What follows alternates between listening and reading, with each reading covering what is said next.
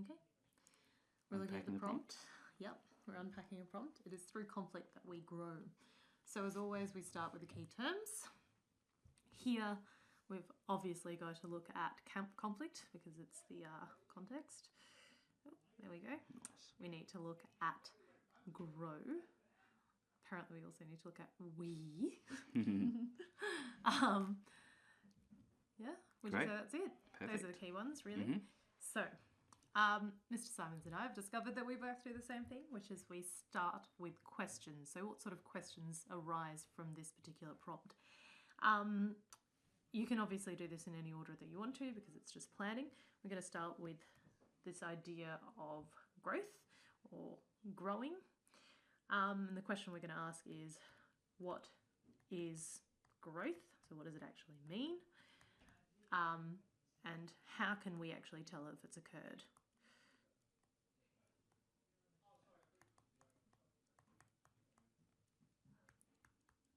Feel free to talk while I write this. Definitely. So a lot of these questions will be exploring in an abstract way, but also definitely through the ideas of the text as well. Yeah. The next one is, what are the types of conflict, just generally, that cause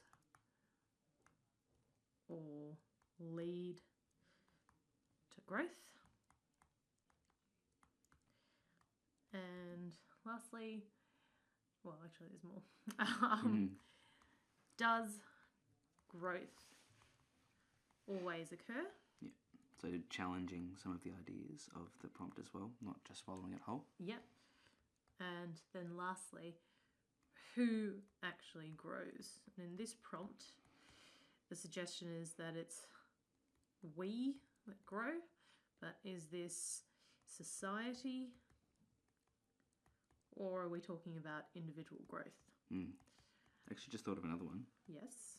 We could also discuss, are there any other ways to grow? Other than Outside through... of conflict. Yeah. Okay.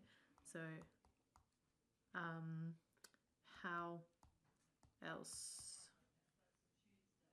Is growth developed or is growth possible? Okay.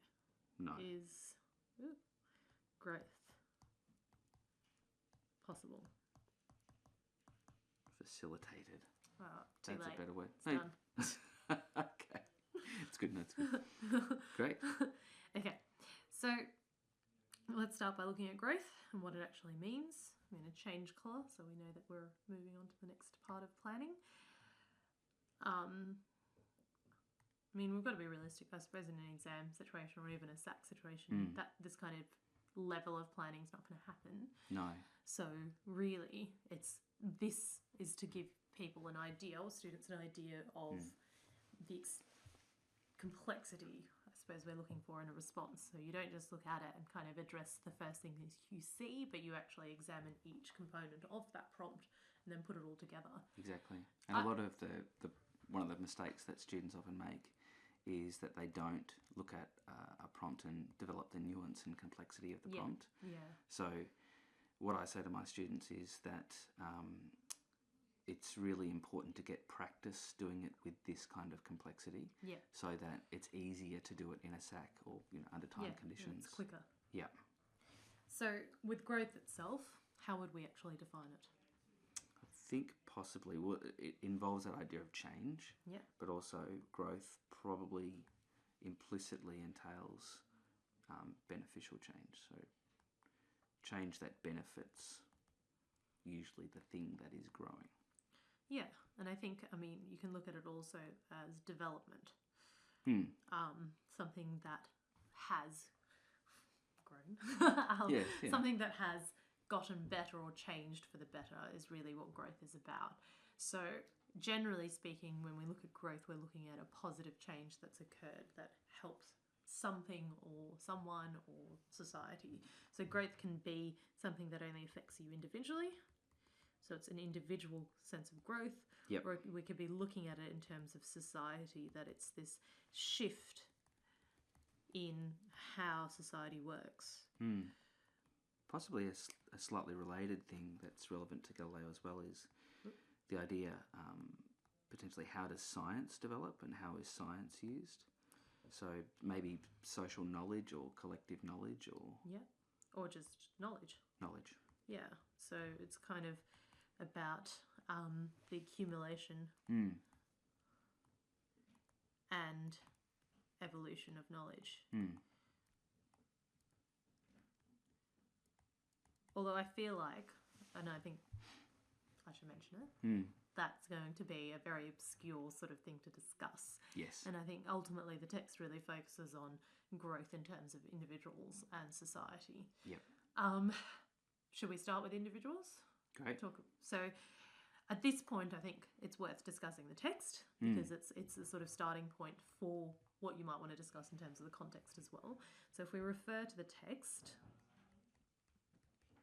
Oh, I should have changed colours. Made it even more exciting, but maybe I'll just highlight this one. Text. Woo. Nice. So if we talk in terms of the text, we really obviously need to start with Galileo. Okay. Does Galileo experience any kind of growth as a character? I'd probably say yes. Yep. In some ways, yes. In some ways, no. Obviously, some things he changes, some things he doesn't. Yeah, and I think, that's kind of related to that previous question of, yes, what is growth, but also how can we tell if growth has actually occurred? And in any kind of text, growth is really character development. Right? We're looking at what has transformed or changed about this character from beginning to end. So the way you could approach growth is to look at what was this character like at the beginning, what are the sorts of things that have impacted on them, because our focus is conflict, so we need to look at what sort of conflicts have impacted on him and what sort of consequence or impact has it had. So starting off with what he was like at the beginning, what are some attributes we can give to Galileo? So probably his academic growth. Yep. So what he knows, but also his disposition in terms of wanting to know. Yep. So this is something that, basically relates to this accumulation and evolution of knowledge. It's academic growth in the sense that at the beginning, he knows little. Regarding heliocentrism, I think. Yep. Well, he's playing around with that initial scene with him and Andrea. Yeah. He's playing around with the idea of the Copernican model of the universe and kind of explaining it to Andrea. Yep. But he hasn't. What he says overtly, he says it has not yet been proven. Or there's no proof. For him, he talks about how he's unsatisfied. That he actually does refer to himself as stupid, doesn't he? He says that he's a stupid man and he doesn't actually understand things. That's right. Yes. Yeah. For what they are. So really, that sense of growth is from someone who kind of doesn't really know in the way that he wants to know. So he doesn't have the proof that makes him feel like he knows things. Yeah. And that's why there is this growth in terms of academic growth, because he may know the theories, but it's only in the proof that he feels satisfied that he knows about the way the universe works. Yep. So at the beginning, he doesn't know much. However, his research... Which is facilitated by technological advancement. Yep.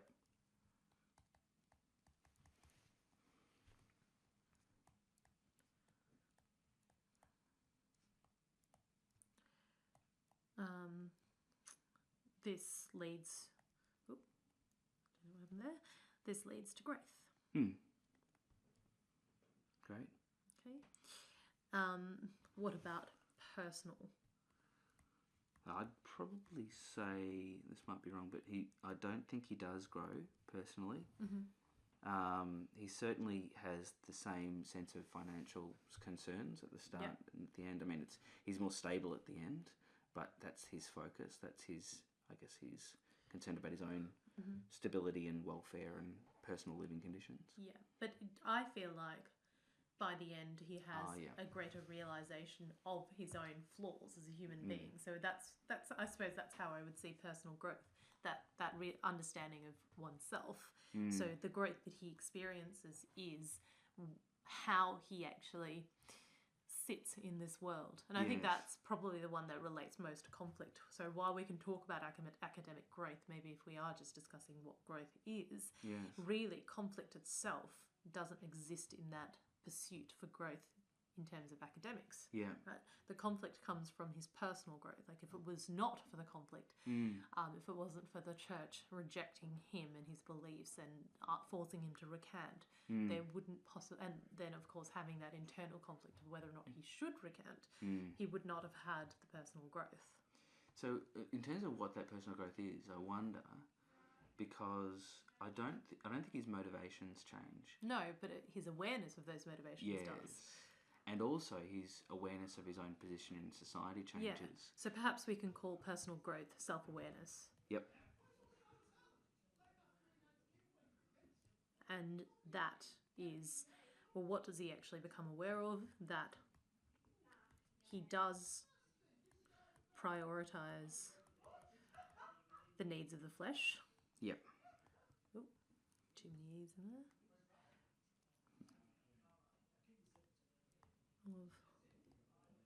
Again, don't know why that happened.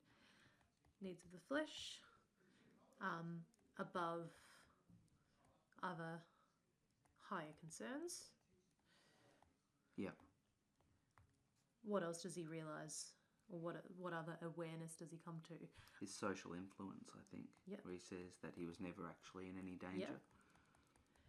Yep. He was as powerful as the authorities. Yeah. And I think, we could take it a little bit further. And actually, for the first time in that scene 14, he comes to the awareness of the consequences of his actions in a way that he's not really aware of before then. There's a deep remorse there, isn't there? Yeah. Yeah. Yeah. I'm going to write it down, and I think we'll talk about it a little bit more.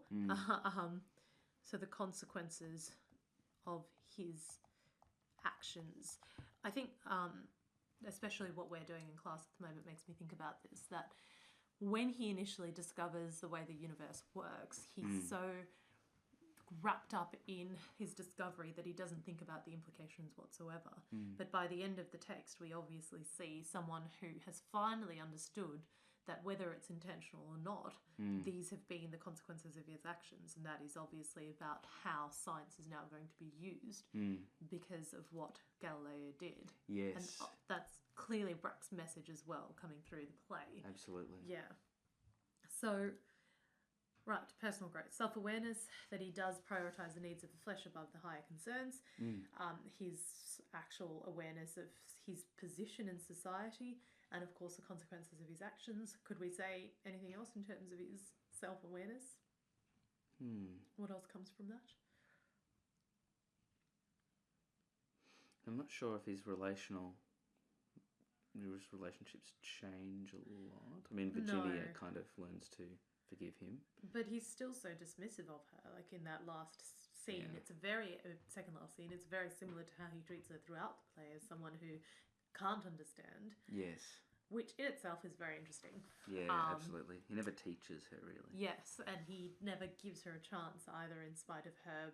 She's actually curious, isn't she? She actually does want to know.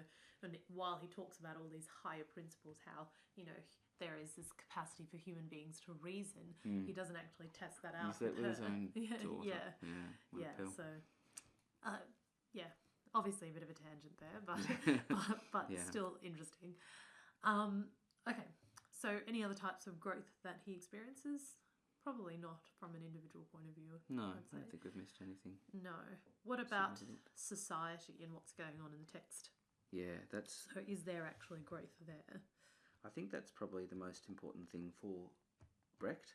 I don't know, I think that's that really? social... Yeah. Okay. Well, just from what I've read in terms of Brecht commenting on his own work, he seems to be really not so much concerned about the religion thing, not so much concerned about... Even the science thing, really. Not really that interested in the actual theories and all that. Exactly. Yeah, he used it as this didactic tool to explore or illustrate the limitations of a capitalist society. So in terms of the way society changes, there's the potential for, I think, the common man to have his and her life improved. But that's stymied by Galileo's actions. recantation. Yeah. It goes backwards because of, say, the selfishness of an individual. Yeah. And there's this kind of glimmer at hope at the end where he releases the second discoursing. Yeah. I mean, really, it's quite a pessimistic view of society's capacity to change, isn't it? If anything, Brecht seems to create a world in which there is this constant resistance to change, and even the characters who believe in Galileo and believe in his invention still feel like it's not for everyone, that it's not going to work. You know, it's not going to work as a means of changing how society operates. And then they're also fearful of the consequences. You know, what's that guy's name? Bruno? Yes, Giordano Bruno. That's the one. Yes. And how he's burnt at the stake for doing the same thing previously. Yeah. So I guess, like, in terms of growth, if we had to pin it down to something, like, does society grow in this text? Yeah. Does it? I think that's the tragedy of the whole play, that it doesn't. Yeah. Yeah. So, and I think you're right. I think that really what we can say, generally speaking, is that society does not grow and, in fact, resists growth. Yeah. Especially when it's under such a dominant influence by the church. And any kind of strong political force. Yeah. Those who basically have power. So I guess then if it doesn't grow and resists growth, well, what's the commentary in that? Like, what is it that he's saying? Why does it resist growth? And that's what we've just, I suppose, talked about, this idea that the people in power, so the powerful resist growth. Yeah, because that would involve maybe relinquishing some of their power. Yeah. That's a good word. Relinquish. Relinquish.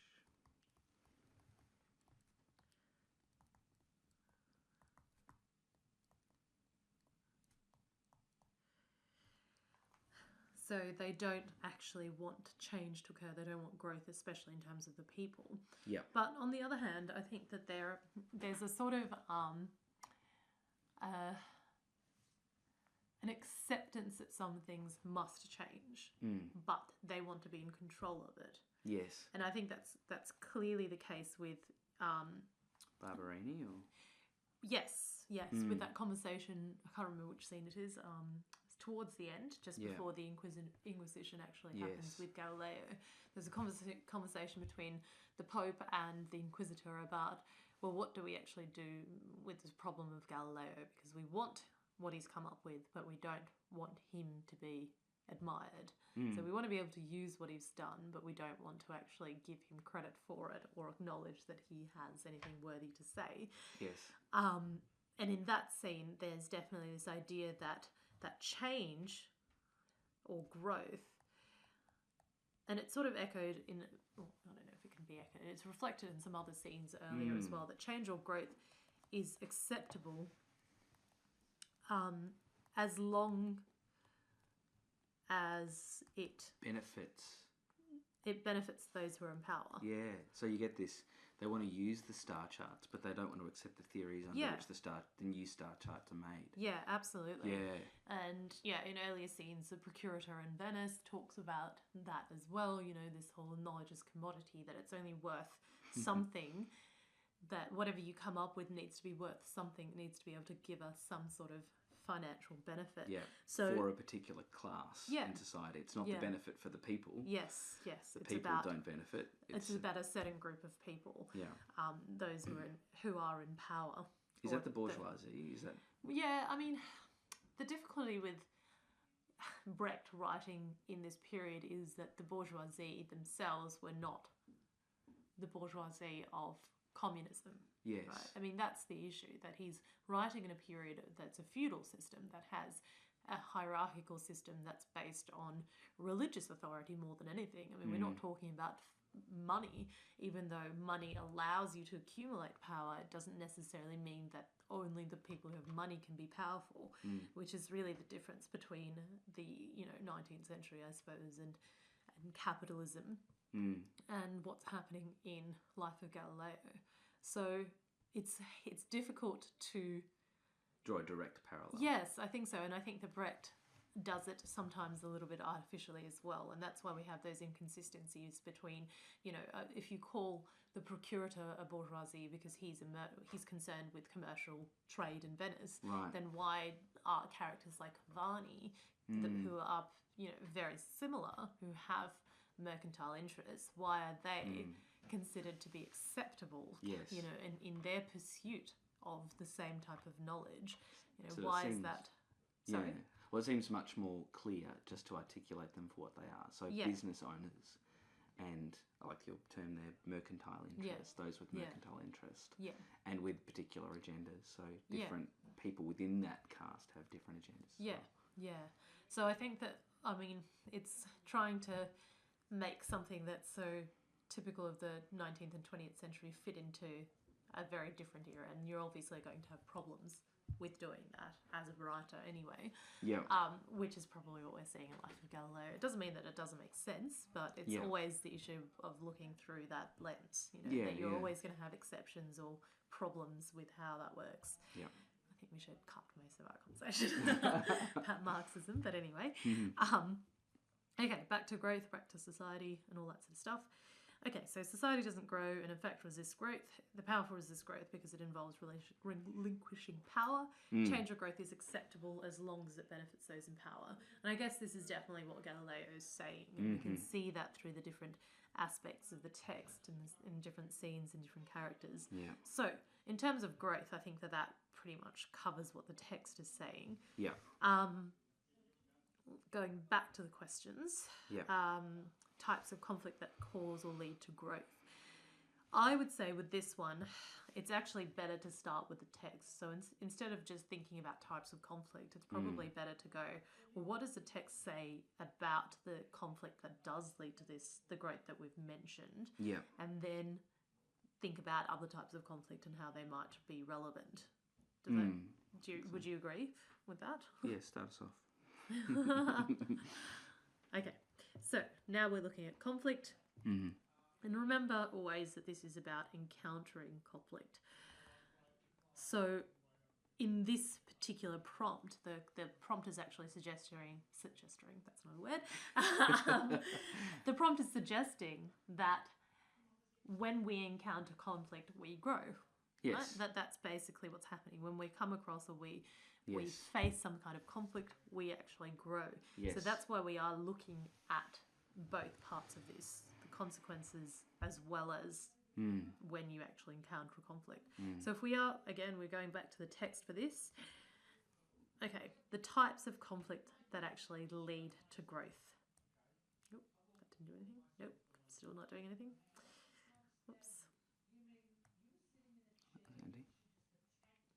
I think the most obvious one is to go back to Galileo himself. Yep. So again, what sort of conflict leads to his growth as a character? Yep. It's a good question. It's interesting. I was thinking about this just a second ago.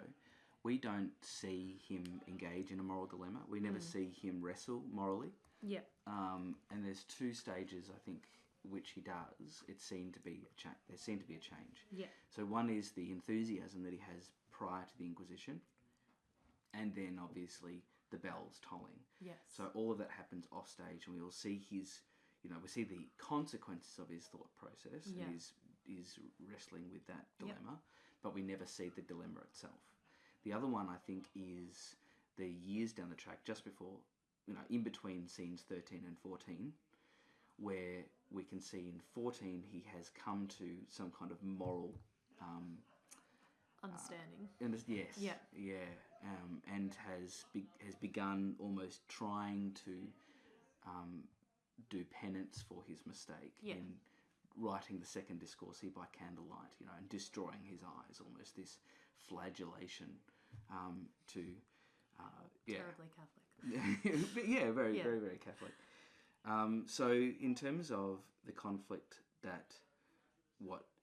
the growth that we see in him, I'm not sure if we see it happen on stage. No. Well, we certainly don't see what's going on with the Inquisition, which I think would give us a lot more insight for choices that he makes. But it's obviously very deliberate as well. I mean, writers constantly do that. Even Shakespeare does that according to, who does he want to see die on stage and not die on stage and why. Yeah, It's always worth looking at that because I think there's a little bit of a message there. So why not show what happens at the Inquisition? And I think it goes back to really why Brecht has written this, and it's because he doesn't want us to sympathise. Yes. How can you not sympathise with someone who's experiencing torture? That's really, really good. Yeah. In terms of conflict, yes, you're right. We don't actually see him encounter it in that type of conflict. But, I mean, that's kind of the extreme sort of case. And we certainly don't, you're right, we don't see the internal dilemma that he's having either. We just see the outcome of that discussion. Does that mean it doesn't exist?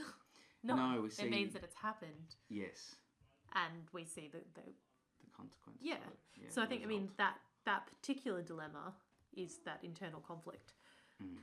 So even though we don't get to see him having the internal conflict, what we can say about it is that his internal conflict about whether or not to recant eventually leads to his growth. Yes.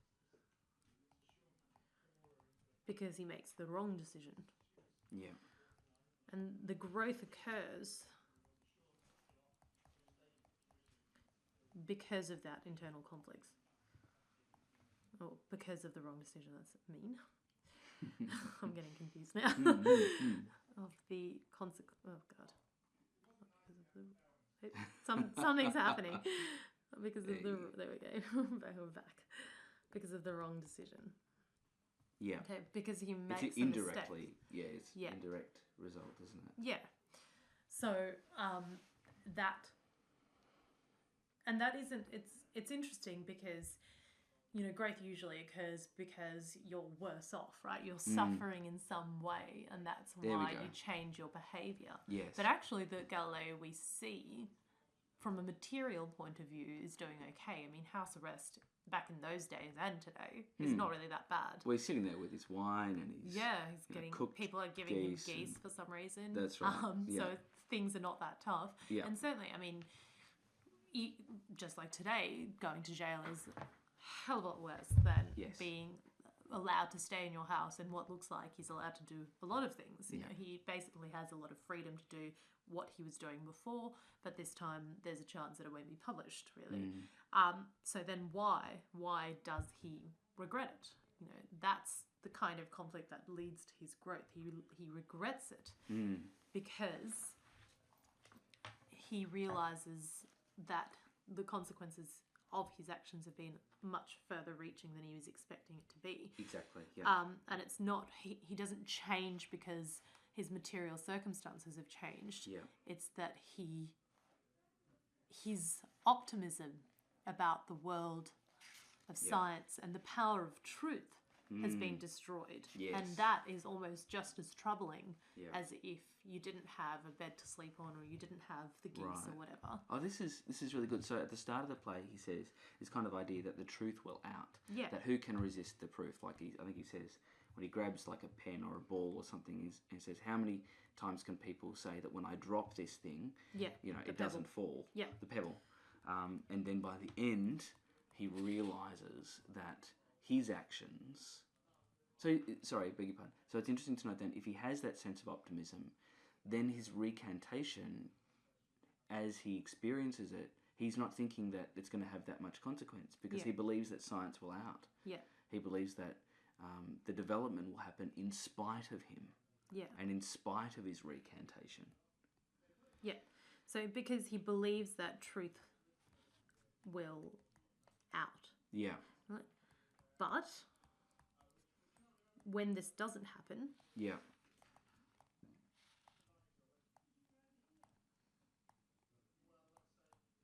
He is forced to basically reconsider his worldview. Yeah.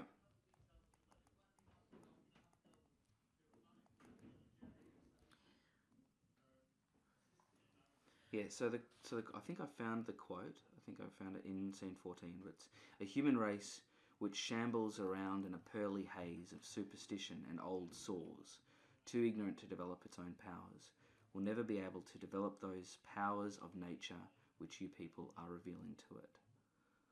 To what end are you working? Presumably for the principle that science's sole aim must be to lighten the burden of human existence.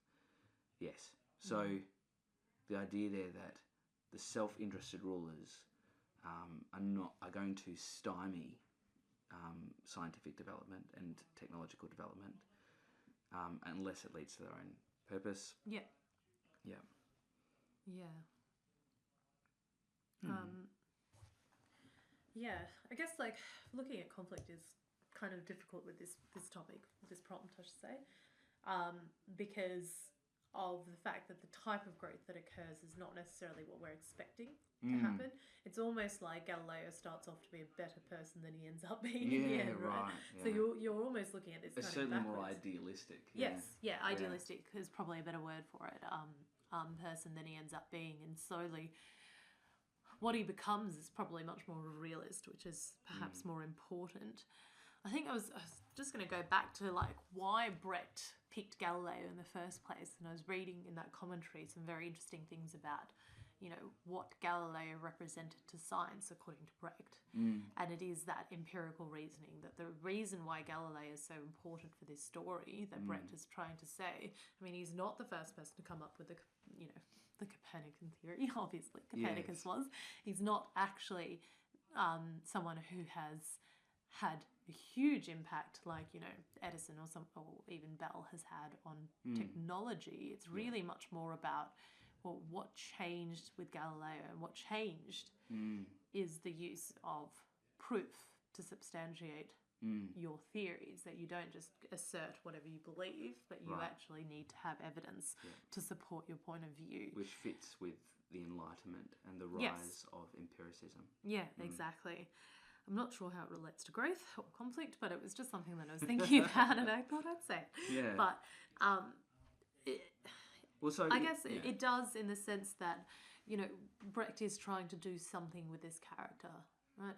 And that's what we've got to sort of keep thinking about the back of our mind, that Galileo is meant to be saying and doing something that means something more than just what we see on face value. So his recanting is not just he's a bad guy who does this, but actually that he does this because he's human. Yes. But those flaws mean that there are unintended consequences. Yes. I think sorry, and that's I'm coming back to where I was going with Brecht's purpose for using Galileo, and it's that Brecht actually saw Galileo as one of the people that really messed it up for the rest of society. Like, why couldn't we advance, or why couldn't people experience that collective consciousness? It's and change the way they work. It's because of people like Galileo who put himself first. Exactly. So it's interesting, as an audience, we are meant to sit here, and while we're not, you know, because of the alienation devices, we're not meant to sympathise with any of these characters, but we're certainly meant to look at this as a tragic event. Yes. And therefore, that kind of emotional reaction to what's happening on stage causes us to feel like we have a responsibility. Yeah. If Galileo if people like Galileo don't stand up for the truth, then who will stand up for the truth? Yeah, exactly. And the audience themselves have to be people who stand up for the truth. Yeah, absolutely. It's a bit of a call to arms sort of thing. Yeah. And certainly, like, the first version was meant to be that, even more so than the rest of them, because of when he was writing it during that Nazi period where a lot of people were just fleeing. So it was kind of this, you know, everyone can do it, everyone can say something, I suppose. Anyway. Exactly. I just think, on that point, I think Brecht's intention was to cause an internal conflict for the audience. Yeah. So if we want to talk about conflict and how that plays out with this text, a lot of it is about Brecht deliberately constructing, I guess artificially constructing, an internal conflict for the people, or the consumers of his play, so that they would be motivated towards social change and growth as well. Yeah. Just going back to conflict and growth. Yep. So we look at Galileo, we look at his internal conflict and what actually changes or grows about him. Yep. Because of that conflict. I guess in terms of society, we're talking about the ideological one. Yep. And I suppose you could also add to that political conflict. Yep. So in this case, the ideological conflict is to do with how they actually view what happens in the universe. So you up for the Ptolemaic model, or do you prefer the Copernican system? Mm-hmm. And the political conflict is about really what people should believe is better for them, I suppose, as a society. What's better for those in power versus what's better, like the utilitarian, what's better for everyone. Yep. And certainly members of society, including that fantastic ballad singer at one point, makes a really strong oppositional argument against Galileo based on the fact that actually the social order is more beneficial, which is really interesting, isn't it? Just how even people who are poorer can justify the existence of a social hierarchy and the lack of mobility in one as well. Yeah. My favourite scene is scene 8, where you see that development of a little monk at the start of that scene, where he justifies, he says, you know what, I'm aware that these scientific things are true, that this new science is the truth, but I'm throwing it away. I want to hide it. I want to get rid of it, because he believes, and he uses his parents as an example, like a hypothetical example. Actually, it's real for him. Example of, my poor parents are not going to benefit from this. They're going to be confused, and it's going to be bad for them.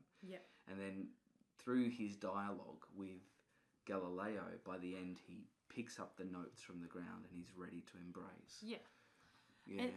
That scene's really fascinating for so many reasons, because I think that the little monk really does represent probably more authentically the views held by people in that society, like 17th century Italy, in the way that Galileo doesn't. Right? Galileo, very modern sort of voice in that, and some people might find that a bit jarring, but I think it works in that scene, and certainly appeals to a modern audience, because that's definitely we definitely adhere to that Galileo vision of the world, that everybody has a capacity to learn and change, and mobility is actually available to them. But it is very interesting to see the transformation of his ideas. I think that what I find really interesting about that scene is that justification of the need for something higher to justify why your life is not great, right? And that's what he really says. Like, the little monk says, well, we need to believe in religion. We need to believe in the way the universe works. Because if we don't have that sort of almost like a blanket around us, comforting us at points where we are miserable, then why would we do what we do? Why would How do we you put up justify with it? our suffering? Yes, exactly. Exactly. How do we justify our suffering? And I think that it's actually a very important question to ask yourself as a person. I mean, it really is. These days, I think that's become so much more individualized, right? Like, we talk about it more in terms of the raison d'être. You need something that drives or motivates you. But in this society, it is a world where you don't have to look outside of yourself per se. Like, you don't have to look, in a textbook or in a philosophy book. You look in the Bible, you look in the way social order works, and you feel comforted by it. Right. Which Galileo completely dismisses, doesn't he? Like, he doesn't see the value in that. And I do think, and this is very controversial, but I do think that part of that is associated with, you can, like, Marx as well as Brecht to some extent have a tendency to romanticize the poor as well. That why surely they wouldn't feel that way if only they knew that they were really free. And it's like, suffering doesn't go away because you've suddenly become aware of that, does it? Like, suffering exists.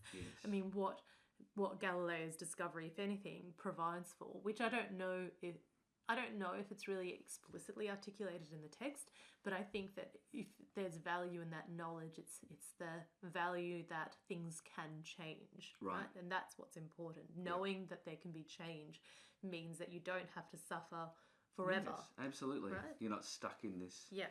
Yeah. In this rut. Yeah. We've gone way off tangent, but by it's the so way. good.